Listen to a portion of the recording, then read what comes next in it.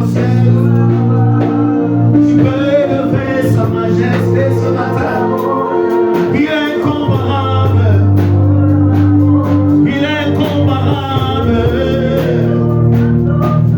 Nous bénissons le nom de l'Éternel ce matin. Merci Seigneur pour ta fidélité. Merci parce que tu es incomparable. Nous ne pouvons pas mesurer la grandeur que tu portes. Nous voulons te remettre au Saint-Moment pour l'avoir exécuté. Père, que tu fais le confort, que tu parles dans la bouche de ton serviteur.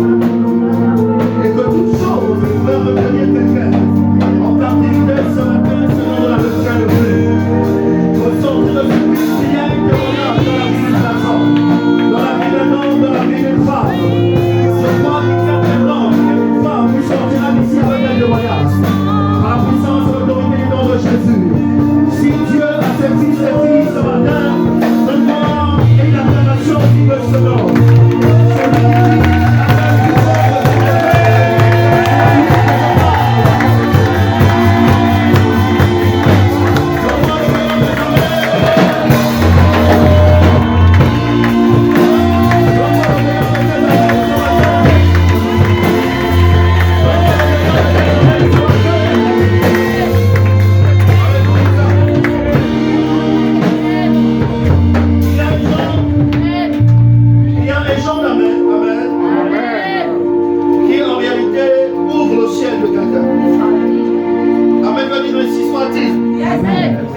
Lorsque le prophète prophétise, déclare des paroles, je dis Amen avec beaucoup d'assurance.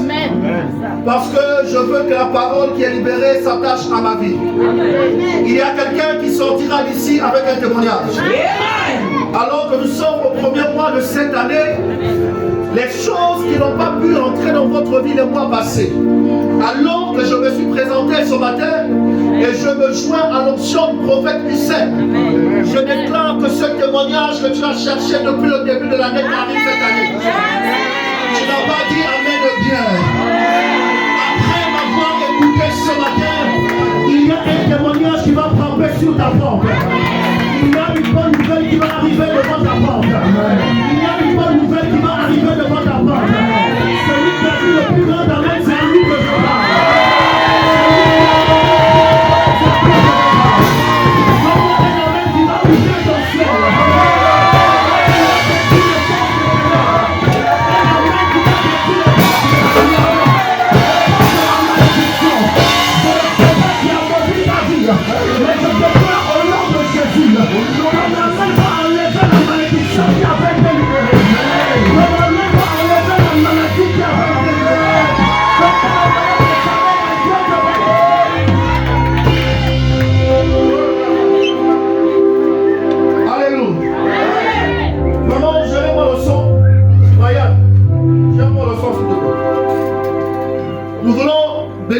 Pour la vie de quelqu'un. Amen. Amen. C'est le leader de cette église. Amen. Vous savez, vous ne verrez jamais un homme prophétiser dans une église sans s'assurer qu'il travaille avec l'ange de l'église. Ça veut dire qu'aucun prophète ne peut être prophète dans une assemblée si l'ange de ce ministère ne lui a pas rendu prophète. Il y a des églises qui ferment les yeux des prophètes parce qu'ils n'ont pas la dimension capable pour pouvoir voir dans cette église. Je ne sais pas si je parle à un esprit. Amen. Alléluia. Amen. Je peux confirmer qu'ici il y a Dieu. Yes. Parce que je connais la dimension de ce. Amen. Alors j'aimerais qu'on acclame Dieu pour sa vie. Amen. Alléluia. J'aimerais qu'on acclame Dieu pour Papa Hussein. Regarde celui qui n'acclame pas à côté de toi. C'est le sorcier de l'église. C'est le sorcier de l'église. Alléluia. Alléluia. J'aimerais qu'on acclame Dieu pour son épouse. Alléluia. Sa femme me fatigue. Amen. À chaque fois qu'on parle, elle va parler toujours mon mariage, mon mari. Tu arrives dans leur maison, tu trouves que les fauteuils des maris. Alléluia. Petite chose, mon mari. J'ai dit moi aussi je vais me marier. Alléluia. Alléluia. J'annonce au nom de Jésus. Toutes les personnes qui n'étaient pas mariées dans cette église, en 2027, tu rentreras dans ton mariage au nom de Jésus. Tu n'as pas dit amen parce que tu ne crois pas. Tu rentreras aussi dans ton mariage. Celui qui te demandera au mariage. Celui qui t'amène le frère, Dieu lui bénit dans le mariage.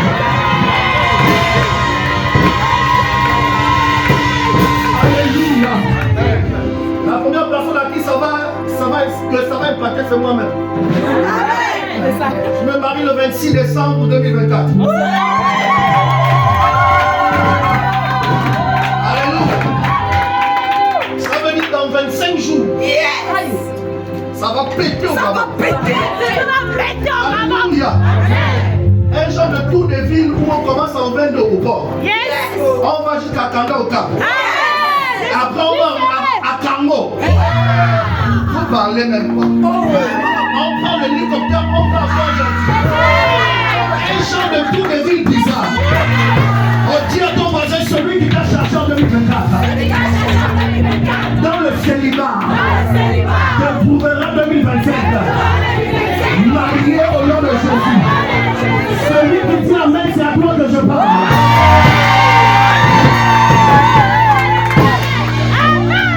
Alléluia. Assois-toi sur la tête de tes ennemis.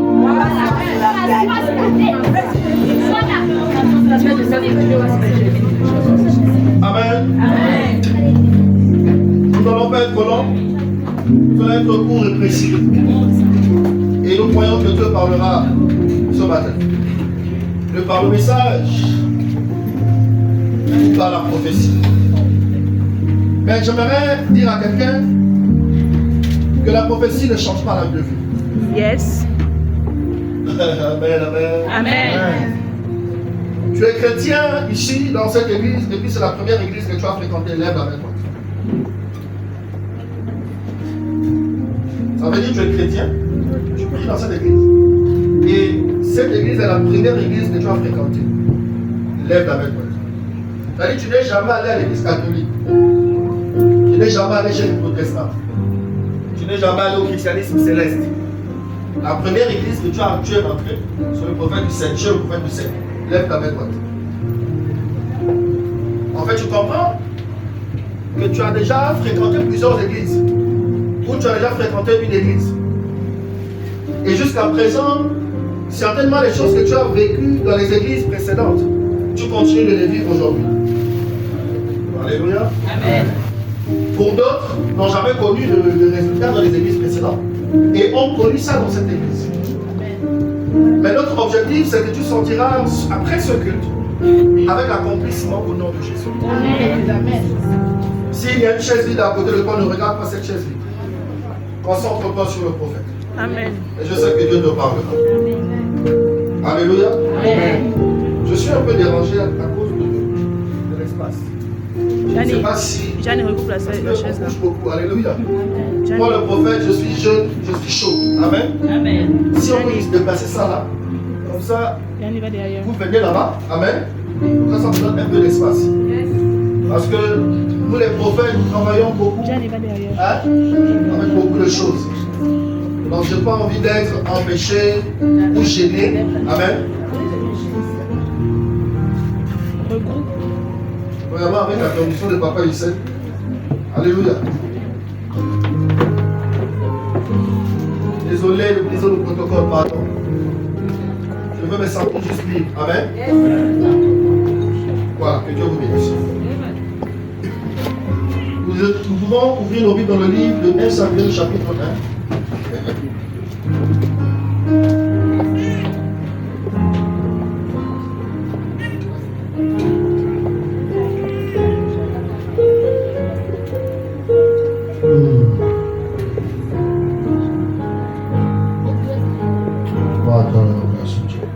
C'est l'air que je respire.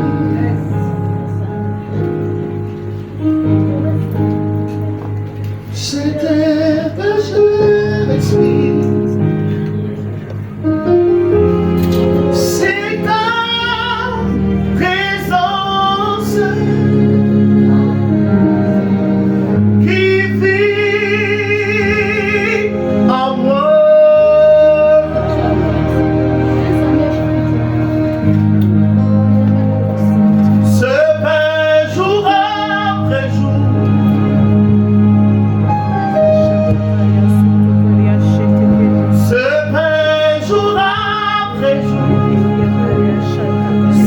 parole.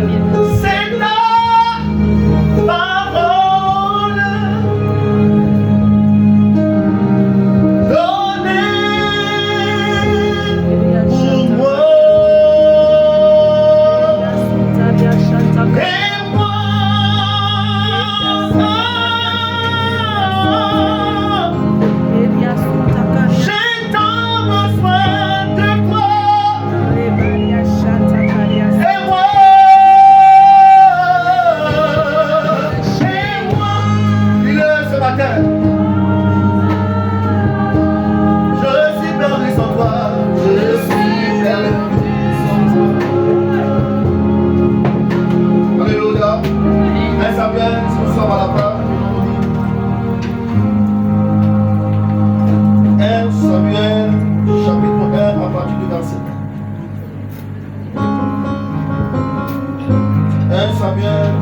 Donnez pour moi. On se lève pour ouvrir la parole, s'il vous plaît. C'est ta parole. Oui. Donnez. Oui. J'ai eu la parole de Dieu dans 1 Samuel, chapitre 1er, verset 1er. Oui. Il y avait un homme de Ramathaïm, Scophile de la montagne d'Éphraïm, nommé Elkana, fils de Joraïa, fils d'Eliud, fils de Tohu, fils de Stu et Fatien. Il y avait deux femmes. Dont l'une s'appelait Anne. Et l'autre Pétina. Pénina avait des enfants. Mais Anne n'en avait point. Dis avec moi, Anne n'en avait pas. Oui. Chaque année, cet homme montait. Comme les années passées, 2023-2022, cet homme, oui, montait de la ville à Silo. Il montait de sa ville à Silo. Pour se prosterner. Devant l'Éternel. Des armées. Et pour lui offrir. Des sacrifices. Là se trouvaient les deux fils d'Élie. Ophni et Phiné. Sacrificateur de l'Éternel. Le jour où Elkana offrait son sacrifice. Il donnait des portions à Pénina. Sa femme. Et à tous les fils et à toutes les filles. Qu'il avait. Mais il donnait à Anne une portion double. Car il aimait Anne. Dis avec moi, il aimait Anne. Dis avec moi, il aimait Anne. Oui. Que l'Éternel avait rendu stérile. Le prophète du Seigneur a dit la bénédiction comment? Double. Il donna à Anne une portion double. Car il aimait Anne. Oh, est-ce qu'il y a quelqu'un que Dieu aime ce matin? Est-ce qu'il y a quelqu'un que Dieu aime ce matin? Oui. Sa rivale lui prodiguait des mortifications. Ça veut dire sa rivale se réveillait chaque matin et faisait tout pour que Anne ait mal au cœur. Continue. Pour la porter à s'irriter. Pour qu'elle se fâche. Je sais que l'Éternel avait rendu stérile. Pour qu'elle se fâche du fait que Dieu lui avait rendu stérile. Homme de Dieu, il y a des personnes qui rencontrent des stérilités qui ne sont pas forcément envoyées par la sorcellerie. Ne parle à l'esprit de quelqu'un ce matin. Continue. Et toutes les années, il en avait ainsi. Chaque fois qu'Anne montait à la maison de l'Éternel, Pénina la mortifiait de la même manière. Alors elle pleurait et ne mangeait point. Elkana, son mari, lui disait. Je vais lire, parce que c'est pas dit ça. Voilà. Elkana, son mari, lui disait: Anne, pourquoi pleures-tu et ne manges-tu pas? Pourquoi ton cœur est-il attristé? Est-ce que je ne vaux pas pour toi mieux que 10 fils? Anne se leva après que l'on eut mangé et bu à Silo. Le sacrificateur Élie était assis sur un siège, près de l'un des poteaux du temple de l'Éternel. Et l'amertume dans l'âme Elle pria l'Éternel et versa des pleurs. Elle fit un vœu en disant, Éternel des armées, si tu daignes regarder l'affliction de ta servante, si tu te souviens de moi et n'oublie point ta servante, et si tu donnes à ta servante un enfant mâle, je le consacrerai à l'Éternel pour tous les jours de sa vie, et le rasoir ne passera point sur sa tête. Comme elle restait longtemps en prière devant l'Éternel, et lui observa sa bouche, elle parlait dans son cœur, elle ne faisait que remuer les lèvres, mais on n'entendait point sa voix, et il pensa qu'elle était ivre. Il lui dit, jusqu'à quand seras-tu dans l'ivresse? Fais passer ton vin. Il y a un niveau de souffrance où lorsque tu arrives à l'église, les gens autour de vous pensent que vous êtes bourrés, pensent que vous êtes ivre, parce que la douleur est tellement forte que vous n'avez plus parfois de mots pour exprimer votre souffrance. Alors le sacrificateur va être dans l'église, il va observer la souffrance de Anne, et il va penser que ce que Anne vivait actuellement n'était pas une chose ordinaire, mais que certainement cette femme était partie se lancer dans des choses bizarres. Alléluia. Elle le mena dans la maison de l'Éternel à Silo. L'enfant était encore tout jeune. Ça c'est devant. Et il lui dit, jusqu'à quand tu seras dans l'ivresse? Fais passer ton vin. Anne répondit, oh non mon Seigneur, je suis une femme qui souffre en son cœur, et je n'ai bu ni vin ni boisson enivrante, mais je répandrai mon âme devant l'Éternel. Ne prends pas ta servante pour une femme pervertie, car c'est l'excès de ma douleur et de mon chagrin qui m'a fait pleurer jusqu'à présent. Et il reprit la parole et dit, va en paix et que le Dieu d'Israël exauce la prière que tu lui as adressée. Elle dit que ta servante trouve grâce à tes yeux. Et cette femme s'en alla, elle mangea et son visage ne fut plus de paix. Ils se levèrent devant la terre et après s'être prosternés devant l'Éternel, ils s'en retournèrent et revinrent dans leur maison à Rama. Elkana connut sa femme, Anne, et l'Éternel se souvint d'elle.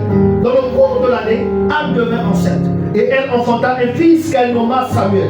Car dit-elle, je l'ai demandé à l'Éternel. Son mari Elkana monta ensuite avec toute sa maison pour offrir à l'Éternel le sacrifice annuel et pour accomplir son vœu. Mais Anne ne monta point, et elle dit à son mari, lorsque l'enfant sera sevré, je le mènerai afin qu'il soit présenté devant l'Éternel et qu'il reste là pour toujours. Son mari Elkana lui dit, fais ce qui te semblera bon, attends de l'avoir sevré. Veuille seulement l'Éternel accomplir sa parole. Et la femme resta et allaita son fils jusqu'à ce qu'elle le sevra. Quand elle eut sevré, elle fit monter avec elle et prit 3 taureaux, un effort de farine et une outre de vin. Elle le mena dans la maison de l'Éternel à Silo. L'enfant était encore touché. Ils égorgèrent les taureaux et ils conduisirent l'enfant à Élie. Anne dit, mon Seigneur, pardon, aussi fait que ton âme vie, mon Seigneur, je suis cette femme qui me tenait ici près de toi pour prier l'Éternel. C'était pour cet enfant que je priais, et l'Éternel a exaucé la prière que je lui adressais. Aussi je veux le prêter à l'Éternel. Il sera toute sa vie prêté à l'Éternel, et il se prosternait là devant l'Éternel. Au chapitre 2, verset, juste le verset 1, elle dit, Anne pria et dit, mon cœur se réjouit en l'Éternel, ma force a été relevée par l'Éternel. Ma bouche s'est ouverte. Dis avec moi, ma bouche s'est ouverte. Contre mes ennemis. Car je me réjouis de ton Seigneur. Acclame pour la parole. Acclame la tête de tes ennemis. Alléluia. Amen. J'aimerais que nous soyons concentrés. Amen. Amen. Afin d'écouter la parole qui certainement nous fera du bien. Je vais revenir sur quelqu'un qui certainement a traversé ce moment comme Anne. Alléluia. Amen. Et la Bible parle de Anne. Nous allons aller doucement et nous allons monter. Alléluia. Et je suis prophète. Alors lorsque le prophète parle, le prophète donne des déclarations prophétiques selon l'orientation que Dieu va lui donner. Et le prophète, lorsqu'il déclare, il déclare avec une puissance. Il déclare avec une révélation. Donc sois capable d'être concentré pour pouvoir venir sceller, alléluia, toutes les déclarations qui sont venant de la bouche du prophète. Alléluia. Alors ici, elle va s'appeler Anne, et la femme de Elkana. Nous voulons préciser que Anne était la seule femme d'Elkana jusqu'à un moment donné. mariage, 3 ans de mariage, papa, Anne n'a pas la capacité de tomber enceinte. Alors Elkanah se dit, le temps est en train de passer. Et jusqu'à présent, je n'ai pas d'héritier.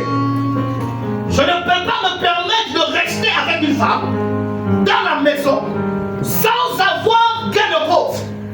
Ça veut dire, si je me suis marié, c'est pour connaître une certaine stabilité. Un homme ne se marie pas pour vivre la méchanceté. Un homme ne se marie pas pour vivre le malheur. Un homme ne se marie pas pour vivre les disputes dans sa maison. Un homme ne se marie pas pour vivre les injustices dans sa maison. Lorsqu'un homme va honorer sa femme, il a besoin d'attendre de sa femme respect, fidélité, loyauté et bonheur. Amen. Est-ce que je parle à quelqu'un ici? Amen. Alors certainement Anne pouvait donner à Elkanah tout ce que Elkanah attendait, sauf un enfant. Parce que ce qui pouvait confirmer l'amour immense de Elkanah à Anne, c'est pas parce qu'Anne était belle. Mais certainement, Anne avait adopté un comportement qui avait amené Elkanah à aimer sa femme de tout son cœur. Parce que la dimension de l'amour s'opère à tous les niveaux. Est-ce que je parle à quelqu'un ici? Est-ce que je parle à quelqu'un ici? Alors la Bible va préciser que Elkanah aimait tellement Anne. Donc il va aller prendre Pénina, non pas parce qu'il n'aime plus Anne, mais il va prendre Pénina parce qu'il avait besoin d'un enfant. Il s'est dit, si je prends une autre femme, cette femme me donnera la capacité d'avoir ce que celle-là ne me donne pas. Alors il va la prendre, il va l'emmener dans la maison. Pénina va se sentir obligé. Et Pénina a fait donner la capacité à Elkanah d'être papa. La Bible dit, ils vont faire un enfant. Ils vont faire 2 enfants. Ils vont faire plusieurs enfants. Et les enfants qu'ils vont faire vont être dans la cour en train de jouer. Vous savez, il n'y a rien qui puisse faire mal à une mère, à une femme, qui voit une autre femme arriver dans sa maison, produire des enfants alors qu'elle est là debout. Et la Bible va dire, à cause du fait que Pénina faisait des enfants, elle mortifiait Anne chaque matin. Ça veut dire, certainement, lorsque Anne envoyait l'enfant de Pénina, elle disait à Anne, pourquoi tu envoies mon enfant? Il faut faire pour toi pour l'envoyer. Alléluia. Amen. Pourquoi ce sont les choses que tu utilises? Il faut avoir pour toi pour utiliser. Pourquoi c'est mon mari que tu utilises? Il faut avoir ton mari pour utiliser. Alors, Anne va, et lorsque j'ai lu ma Bible, je me suis rendu compte de quelque chose. C'est que Anne, dans toutes les mortifications que Pénina lui apportait, Anne n'avait pas le courage de répondre. Je vais parler doucement au début pour que vous compreniez. Pour que lorsque nous allons monter, tu dis amen fort. Alléluia. C'est pourquoi sois concentré au début, ce n'est que le début.